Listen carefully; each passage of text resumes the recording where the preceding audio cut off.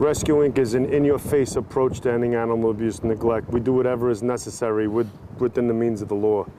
What we do is we go out and we search out those people that abuse animals, and we back up all the animal rescue groups, the ASPCA, the SPCA, the Humane Society, and your little organizations as well. Let me tell you a little bit about how someone would report animal abuse and neglect.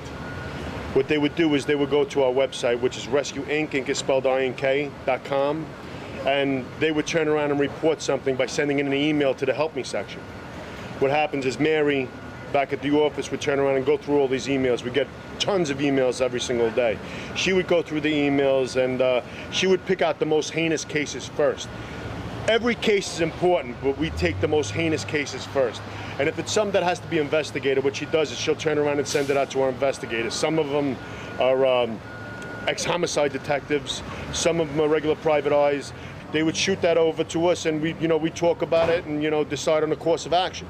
We get this phone call from this kid. What the mother would do is she would go to these puppy stores, and she would buy these puppies and these kittens and stuff like that and take them home and play with them for like a week or two. After she got bored with them, she'd give them to the kids.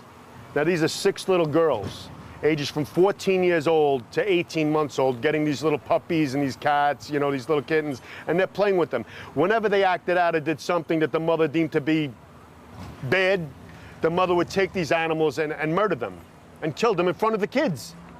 Or else you would make the kids participate in killing these animals. And then they would bury them in the backyard.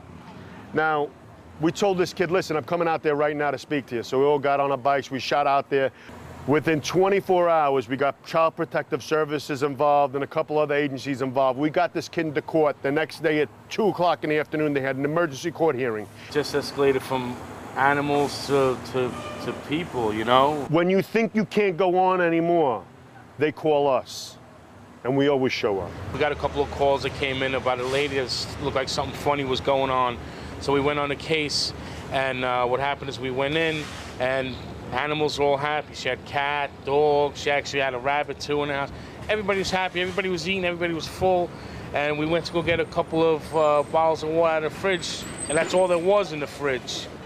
So we're like, you know what, we started going through the cabinets. There was we nothing. Eat a lot.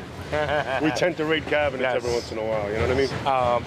And this was definitely a strikeout because there was nothing there. Mm-hmm. And you know what, we went back in the living room and told the lady, what did you eat today? She says, oh, I had some cereal. So right then and there, it's things like that. We all went in our pockets, took out whatever we had, went to the store, we bought her food and everything for that day. And then, and we continue today to do so. These animals are family. Okay? It shouldn't be torn apart because of money. She's a little bit down on her luck. Doesn't mean that she should lose her animals. Or we should start filling up the shelter with more animals, okay? Or should I say family members, because that's what animals are. Well, we go to a lot of reform schools and we go to really rough schools. When we talk to these kids, it's different than a teacher talking to them or a parole officer or some guidance counselor, because we're street guys. We've been where these kids are. We've lived it. They could confide in us, and they tell us things, and when they talk to us, you could see when we're trying to explain a situation that they might be, and you'll see some light bulbs going off like, oh, wow, I know what this guy's talking about.